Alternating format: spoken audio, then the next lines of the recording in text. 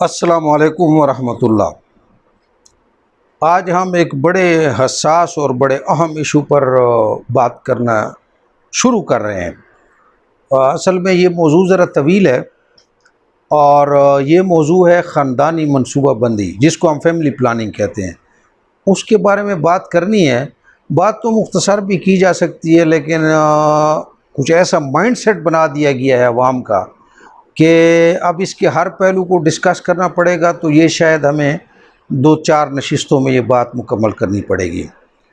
تو عرض یہ کرنا ہے کہ خاندانی منصوبہ بندی، چونکہ اس کا تعلق معاش سے بھی ہے، یہ ایک سیاسی ایشو بھی ہے اور یہ امن عامہ کا ایشو بھی ہے، اور ہم یہ سیکولرز یہ سمجھتے ہیں کہ ہر ایسا ایشو جو امن اور معیشت کے ساتھ کنسرنڈ ہو وہ ہمارا دینی ایشو ہے۔ دین اور مذہب کو ہم علیحدہ لیتے ہیں، تو جو دینی ایشو ہوگا وہ چونکہ سماجی امن و معیشت سے کنسرنڈ ہوگا تو وہ ہمارے اسکوپ میں آتا ہے، اس لیے ہم اس کو ڈسکس کرنا ضروری سمجھتے ہیں۔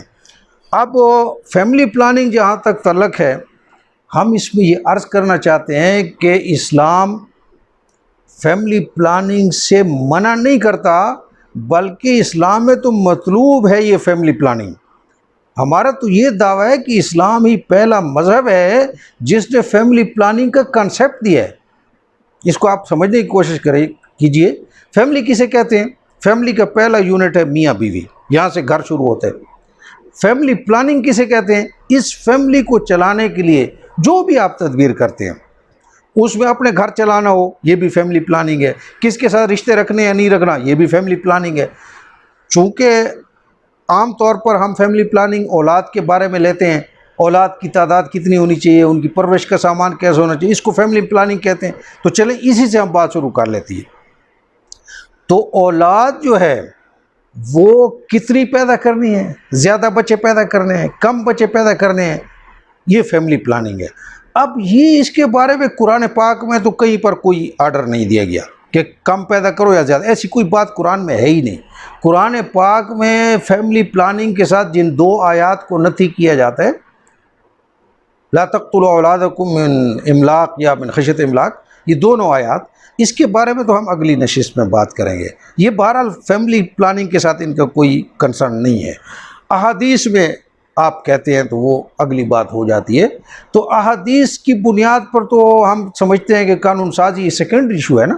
تو اب احادیث کی بنیاد پر جب آپ شروع کرتے ہیں تو حدیث شریف میں آپ یہ بتاتے ہیں نا کہ حضور صلی اللہ علیہ وسلم نے فرمایا کہ وہ ایسی عورت سے شادی کرو جو زیادہ بچے پیدا کرنے والی ہو۔ تو بچے کم پیدا کرنا بھی فیملی پلاننگ ہے، بچے زیادہ پیدا کرنا یہ بھی تو فیملی پلاننگ کا حصہ ہے نا۔ اور اس وقت دنیا کے بعض ممالک میں یہ ایشو چل رہا ہے کہ اپنی آبادی بڑھائی جائے۔ تو بھائی فیملی پلاننگ کا جو کنسیپٹ ہے وہ تو اسلام نے پھر دیا ہے نا۔ سب سے پہلے تو پیغمبر اسلام نے ہی کہا ہے کہ بھئی اس طرح کرو، اپنے بچے زیادہ پیدا کرو، جو کہ آپ حضرات کہتے رہتے ہیں۔ اس لیے فیملی پلاننگ جو ہے وہ اس کا کنسیپٹ تو اسلام نے دیا ہے۔ اب رہ گئی وہ، چونکہ یہ دینی ایشو ہے تو کس علت کی بنیاد پر، کس ریزن کی بنیاد پر یہ حکم دیا گیا، تو اس ریزن کو سمجھنا ضروری ہے۔ دیکھیے دین کا کوئی حکم بغیر لاجک کے، بغیر منطق کے، بغیر ریزن کے نہیں ہو سکتا، اور مذہب کا کوئی حکم کسی ریزن اور منطق سے ثابت نہیں کیا جا سکتے۔ دونوں میں بڑا ڈفرینس ہے۔ اگر آپ یہ کہتے ہیں کہ سود دینی حکم ہے تو اس کی آپ کو ریزن بتانا پڑے گی کہ سود کیوں حرام ہے، جبکہ آپ کہتے ہیں کہ بھئی شیطان کو کنکریاں مارنا مذہبی حکم ہے، تو اس کی کوئی ریزن نہیں ہے، کوئی لاجک نہیں ہے۔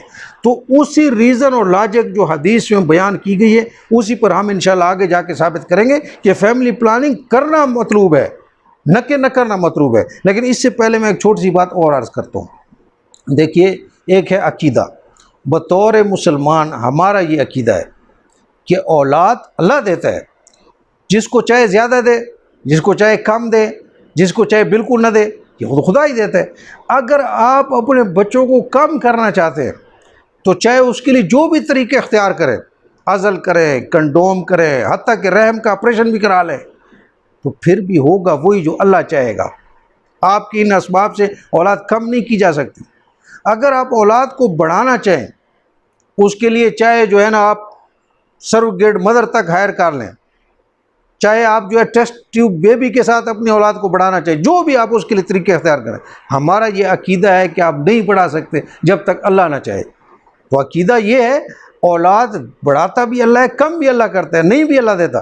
تو جب یہ سارا عقیدہ ہے تو پھر حضور صلی اللہ علیہ وسلم نے کیوں فرمایا تھا کہ اس عورت سے شادی کرو کہ جو زیادہ بچے دیتی ہو؟ کیا نعوذ باللہ حضور کو نہیں معلوم تھا کہ بھئی اولاد تو اللہ دیتا ہے، ہمارے چاہنے سے کیا ہوتا ہے؟ یہ ہم پہلے سے کیسے کہہ سکتے ہیں؟ تو بھائی اسی حدیث سے یہ ثابت ہوتا ہے کہ اللہ کے رسول فرمانے حسن تدبیر کرنا ہے، تدبیر آپ کو کرنی پڑے گی۔ اسی رسول نے حضرت ابو ذر سے فرمایا، اے ابو ذر، حسن تدبیر سے بڑھ کر کوئی عقل مندی نہیں۔ اسی رسول نے ہم کو بتایا ہے کہ توکل اس کو کہتے ہیں کہ اپنے اونٹ کا گھٹنا باندھ کے آؤ، پھر اس کے بعد اللہ پر توکل کرو۔ خیر، تو ایک علیحدہ چیپٹر ہے اسلام، یعنی انسان اور جانوروں میں جو فرق ہے بہائم میں، وہ فرق ہی عقل کا ہے اور عقل کے استعمال کا ہے۔